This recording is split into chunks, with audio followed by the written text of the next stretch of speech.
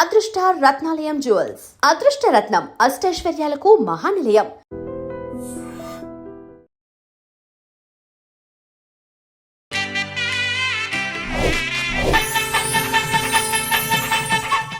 I dream ప్రేక్షకులకు నమస్కారం. నేను ఉదయశ్రీ.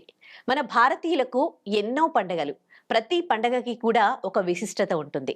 అయితే ఈ పండగలలో అతిపెద్ద పండగ సంక్రాంతి పండగ. ఈ పండగని మన భారతదేశంలో వివిధ ప్రాంతాల్లో రకరకాలుగా జరుపుకుంటూ ఉంటాం. అలాగే తెలుగు రాష్ట్రాల్లో ముఖ్యంగా ఇది చాలా చాలా పెద్ద పండగ. చాలా రకాలుగా జరుపుకుంటూ ఉంటారు. అటు ఆంధ్రాలో కానీ ఇటు తెలంగాణలో కానీ ఈ పండగ యొక్క విశిష్టత మనకు తెలియజేయడానికి, అలాగే సైంటిఫిక్ రీజన్ కూడా ఉంటుంది ప్రతి పండగకి. దాని గురించి కూడా తెలియజేయడానికి మనతో ఉన్నారు మంతా మాధురి గారు. మాట్లాడదాం. నమస్తే అమ్మ, welcome to our studio. Okay, Bhogi పండుగ గురించి లాస్ట్ వీడియోలో చాలా చాలా బాగా చెప్పారు. మరి సంక్రాంతికి ఎలాంటి విశిష్టత ఉంది, దీని వెనకాల ఎలాంటి పురాణాలు ఉన్నాయి చెప్తారా? తప్పకుండా. ఇప్పుడు భోగభాగ్యాల భోగి అనుకున్నాం. సంక్రాంతి సిరి సంపదలనిచ్చే సంక్రాంతి అంటారు. ఎందుకంటే నిన్నే చెప్పుకున్నాం కదా, పంట అంతా చేతికొస్తుంది అంటే ధాన్యలక్ష్మి కదా. సో ధాన్యలక్ష్మి అంటే ధనలక్ష్మి వచ్చినట్టే కదా, లక్ష్మీదేవి చేతిలో ఉన్నట్టే కదా అదనమాట. అయితే ఈ సంక్రాంతి నార్మల్ గా జనవరి 14 గాని 15 గాని వస్తుంది. చెప్పాను కదా నిన్ననే, జస్ట్ ఒక రోజే తేడా ఉంటుంది. ఈసారి జనవరి 15 వచ్చింది. అయితే దీని తాలూకా విశిష్టత ఏంటంటే, ఈ సంక్రాంతి సంక్రమణం అంటే పొందడం అని అర్థం. అలాగే సంక్రాంతి అంటే నూతన కాంతి అని అర్థం. ఇంకా చెప్పాలంటే సంక్రమణం అంటే సూర్యుడు ఒక రాశిలోంచి వేరే రాశిలోకి వస్తాడు కదా. ప్రతి నెల సంక్రాంతులు వస్తూ ఉంటాయి. అంటే ఒక రాశి నుంచి వేరే రాశిలోకి సూర్యుడు ప్రయాణం చేస్తూనే ఉంటాడు. అయితే ఇప్పుడు ఏంటంటే ఈ సంక్రాంతికి అంత ప్రత్యేకత ఎందుకంటే సూర్యుడు ధనస్సు రాశిలో వచ్చి మకర రాశిలోకి ప్రవేశిస్తాడు. ఈ మనం ఏం చెప్పుకున్నాం, భోగి నాడు అదే దక్షిణాయనంలో ఆఖరి రోజు అని చెప్పుకున్నాం. ఇప్పుడు ఏంటి, సంక్రాంతి నాడు ఉత్తరాయణంలో తొలి రోజు. అంటే సూర్య గమనం ఉత్తరాయణం అంటే ఉత్తరం వైపు. అంటే నీకు మొన్నటి వరకు సదరన్ హెమిస్ఫియర్ లో ఉన్నారు కదా, ఇప్పుడు నార్థన్ హెమిస్ఫియర్ వైపు ప్రయాణం చేస్తాడు. అంటే భూమి తాలూకా ఉత్తరార్ధ గోళంలో సూర్య తాలూకా సంచారం ఉంటుంది. క్రమక్రమంగా మనకు ఉష్ణోగ్రతలు పెరగడం, పండగ అయిపోయి చలింకి వెళ్ళిపోయినట్టే కదా, నెమ్మదిగా ఉష్ణోగ్రతలు పెరగడం, సీజన్ లో మార్పులు అన్ని వస్తాయన్నమాట. ఈ సీజన్ నార్మల్ గా ధ్యానానికి, పూజలకి, శుభకార్యాలకి. నార్మల్ గా చూస్తే మనం ఫిబ్రవరిలో మాఘమాసం అంటాం, బోల్డ్ అని పెళ్లిళ్ళు, గృహప్రవేశాలు అన్ని చేసుకుంటాం. అదనమాట. సంవత్సరానికి 2 అయినాలు, 6 నెలలు ఒక అయినం, 6 నెలలు ఇంకొక అయినం. ఇప్పుడు సూర్యుడు మకర రాశి నుంచి కర్కాటక రాశి వరకు ఉండేది ఈ ఉత్తరాయణం. మళ్ళీ కర్కాటక నుంచి తిరిగి మకర రాశిలోకి వచ్చేది దక్షిణాయనం. ఈ నార్మల్ గా ఈ ఉత్తరాయణం ఏంటంటే ఉత్తరాయణం పుణ్యకాలం కింద చెప్తారు. కరెక్ట్ గా ఏంటంటే ఉత్తరాయణం కరెక్ట్ గా మకర రాశిలోకి ప్రవేశించే గడల్ని ఉత్తరాయణ పుణ్యకాలం అంటారు. అయితే ఈ సంక్రాంతికి ఏముంది చెప్పుకోవాలంటే, సంక్రాంతి ఎందుకు చేస్తారు? అంటే చెప్పాను కదా, సంవత్సరంలో 12 సంక్రమణాలు వస్తాయి, ప్రతి రాశి నుంచి రాశి మాన. కానీ మకర సంక్రాంతికి చాలా విశిష్టత ఉంది అంట. ఎందుకు అంటే, మన పురాణాలు తీసుకుంటే శంకరాసురుడు ఒక రాక్షసుడు ఉండేవాడు. అతను దేవతల్ని చాలా ఇబ్బందులు పెడుతుండేవాట. ఏ యజ్ఞయాగాదులు చేసుకోనీయకుండా వాళ్ళని చాలా విసిగిస్తూ ఉంటే అతన్ని భరించలేక దేవతలందరూ వెళ్ళి విష్ణుమూర్తిని అడిగారట, ఇతన్ని సంహరించి మాకు కాస్త ఇది ప్రసాదించు, చచ్చిపోతున్న అతనితో పడలేకని. ఆ విష్ణుమూర్తి ఒక శక్తి ఉద్భవించి అతన్ని సంహరించిందని, ఆ సంహారం సంక్రాంతి నాడే జరిగిందని, అందుకు గుర్తుగా సంక్రాంతి చేసుకున్నాం చెప్తారు. అలాగే ఇంకో కథ ప్రకారం మందర పర్వతం మీద విష్ణుమూర్తి వెళ్ళి ఈ రాక్షసులందరినీ చంపేసి ఆ పర్వతం కిందే పాతి పెట్టేశాడని, సంతోషం అది కూడా సంక్రాంతి నాడే జరిగిందని, సంతోషంతో దేవతలందరూ సంక్రాంతి చేసుకున్నారని. అదొక కథ. ఇంకో కథ ప్రకారం ఏంటంటే, ఇప్పుడు సగరుడు అని ఒక ఇక్ష్వాకుల రాజు. ఇక్ష్వాక వంశం అంటే మన ఇక్ష్వాక రాజు సగరుడు. అతనికి 60,000 మంది పుత్రులట. ఆ 60,000 మంది పుత్రులు ఒకసారి కపిల మహర్షి ఆశ్రమానికి వెళ్ళి అతను తపస్సు చేసుకుంటూ ఉంటే తపోభంగం చేశారట. దాంతో ఆయన ఆగ్రహిస్తే ఆయన కళ్ళల్లోంచి ఒకలాంటి అగ్నిజ్వాలలు విడుదలై ఆ 60 మంది అక్కడికక్కడే బూడిద గుప్పల కింద మారిపోయారట. ఆ విషయం తెలిసి సగరుడు పరిగెత్తుకొచ్చి, మరి వీళ్ళందరికీ ఎలాగ ఉత్తమగతులు ప్రాప్తిస్తే, బూడిదలు అయిపోయారు కదా, వీళ్ళందరూ ఎలా ఉత్తమగతులు ప్రాప్తిస్తే స్వర్గానికి ఎలా వెళ్తారు అంటే, ఎప్పుడైతే శివుడి తాలూక తల మీద ఉన్న గంగ భూమికి వచ్చి ప్రవహించి ఈ కుప్పల మించి పారుతుందో ఆ రోజు మాత్రమే వీళ్ళు సద్గతి దొరుకుతుంది, ప్రాప్తిస్తాయి అని చెప్తాడంట. సద్గతులు కలుగుతాయి. అతను చాలా తపస్సు చేశాడు, అతని వల్ల కాలేదు. అతని తర్వాత వచ్చిన దిలీపుడని ఇంకా చాలా మంది చక్రవర్తులు తపస్సు చేశారు. కానీ అదే వంశానికి చెందిన భగీరథుడు అని ఒక చక్రవర్తి వచ్చి కొన్ని వేల సంవత్సరాలు తపస్సు చేసి మొత్తానికి శివుడి తలమించి గంగమ్మని కిందకి తీసుకొచ్చాడు. అయితే ఏ రోజైతే గంగమ్మ భూమి మీదకి వచ్చిందో అది సంక్రాంతి అంట. ఆ తర్వాత ఆ గంగమ్మ పారడం వాళ్ళందరికీ సద్గతులు ప్రాప్తించడం జరిగింది. ఇప్పుడు ఇంకో విషయం, దీనికి ఇంకోటి ఏం చెప్తామంటే వెస్ట్ బెంగాల్లో గంగా సాగర్ అని ఒక ప్లేస్ ఉంది, వినే ఉంటాం. ఆ గంగా సాగర్ ఏంటంటే గంగా నది వెళ్ళి సముద్రంలో కలిసే చోటు. ఆ ప్లేస్ లో ప్రతి సంవత్సరం ఈ సంక్రాంతికి జనవరి 14-15 రోజుల్లో చాలా పెద్ద మేళా జరుగుతుంది. మన కుంభమేళా లాంటి మేళా జరుగుతుంది. ఎందుకంటే సంక్రాంతి నాడు నదీ స్థానాలు, సముద్ర స్థానాలు, త్రివేణి సంగమం, లేకపోతే కుంభమేళ, లేకపోతే గంగాసాగర్ల స్థానం విశిష్టమైన ఫలితాలను ఇస్తాయని చెప్తారు. అయితే అదే రోజు గంగ మరి భూమి మీదకి అవతరించిన రోజు కదా, గంగ వెళ్ళి సముద్రంలో అక్కడ కలుస్తుంది. అందుకని ఆ గంగాసాగర్ లో మీడియా కవరేజ్ కూడా చాలానే ఉంటుంది. విపరీతంగా చేస్తారు, అంటే చాలా పెద్ద ఎత్తున ఉత్సవం చేస్తారనమాట. మనం వెళ్ళలేము, లక్షల కొద్ది వెళ్తారు, చాలా మంది జనాలు వెళ్తారు, అందరు స్నానం చేసి తీరుతారు అక్కడ. అది ఇకపోతే నెక్స్ట్ ఇంకా ఈ పొంగల్, అదే మీన్ సంక్రాంతి నాడు ఇంకో చెప్పుకోదగ్గ విషయం ఏంటంటే ఆ భీష్మ పితామహుడు అతనికి ఎప్పుడు కావాలంటే అప్పుడు మరణించే వరం ఉంటుంది. అవును. అతను ఏం చేస్తాడు, అంపశయ్యం మీద 58 రోజులు వెయిట్ చేస్తాడు ఉత్తరాయణ పుణ్యకాలం కోసం. ఎందుకంటే ఉత్తరాయణంలో మరణించిన వాళ్ళు నేరుగా స్వర్గానికి పోతారని నమ్మకం. అందుకని అతను ఉత్తరాయణ కాలం కోసం వేచి ఉన్నాడట 58 రోజులు అంపశయ్యం మీద. ఆ తర్వాత ఇంకా ఏం చెప్తారు, ఈ సూర్య భగవానుడు ఉన్నాడు కదా, నార్మల్ గా సంక్రాంతి నాడు సూర్య ఆరాధన ముఖ్యం. ప్రధానమైన సూర్యారాధన. సూర్యుడు తన కుమారుడైన శని ఇంటికి వెళ్ళాడని, సూర్యుడికి శనికి కొంచెం పడదు, అందువల్ల సూర్యుడు శని ఇంటికి వెళ్ళాడని, అందువల్ల బంధాలకి ప్రాముఖ్యత ఇచ్చే పండగ ఈ పండగ అని చెప్తారు.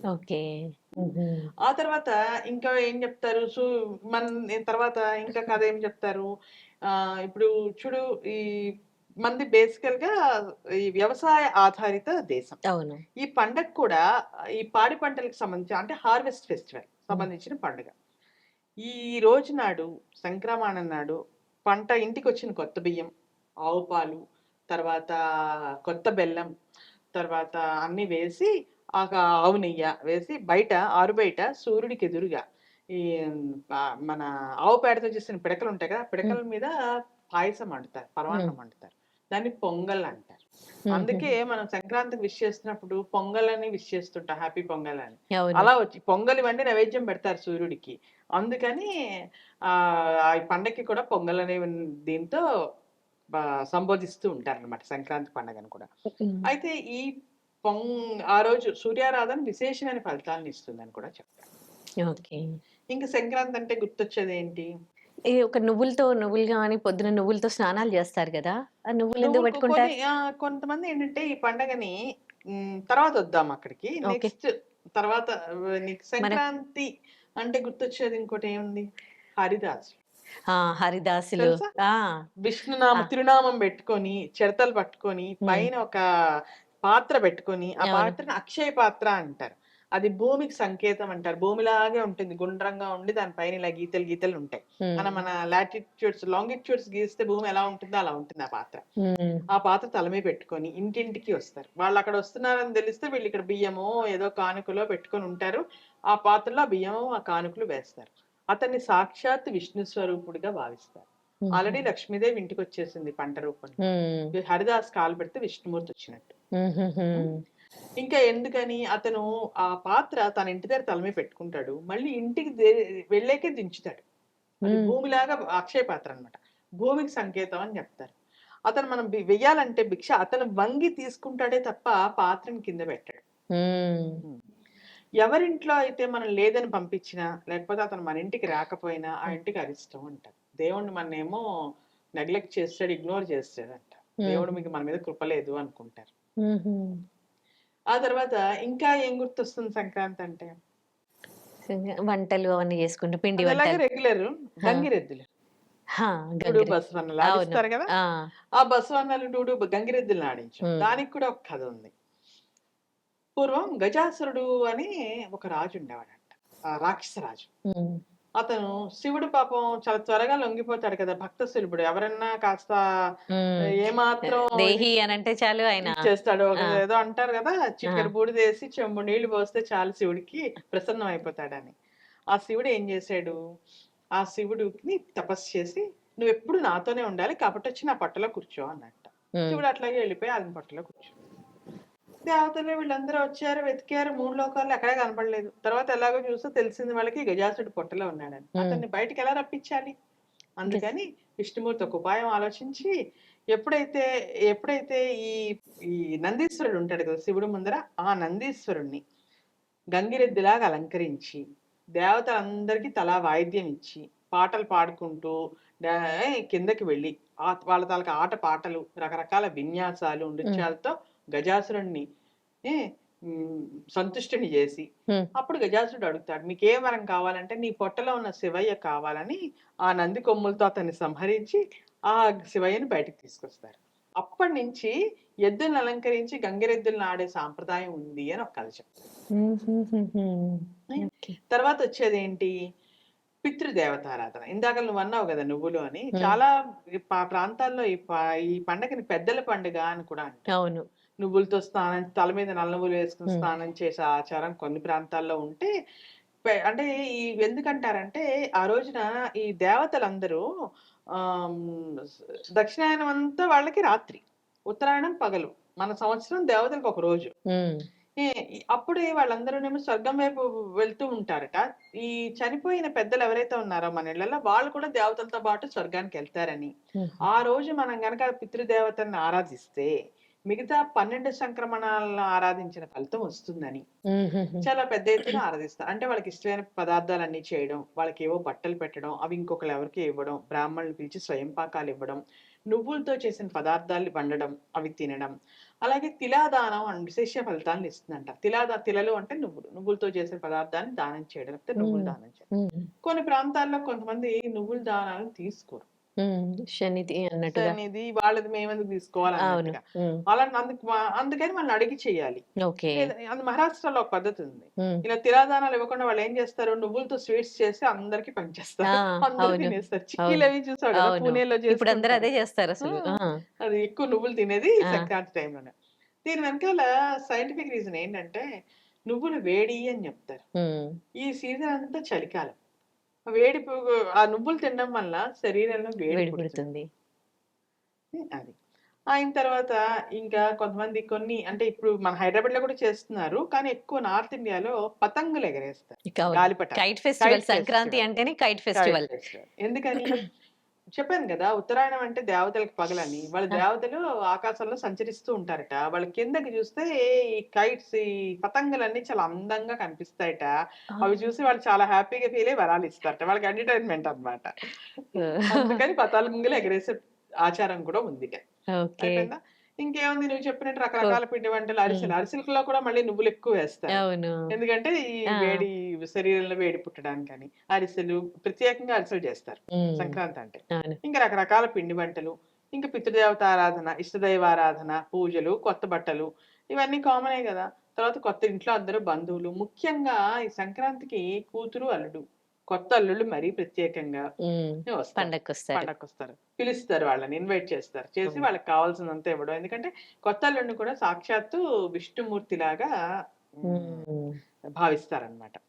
ఓకే.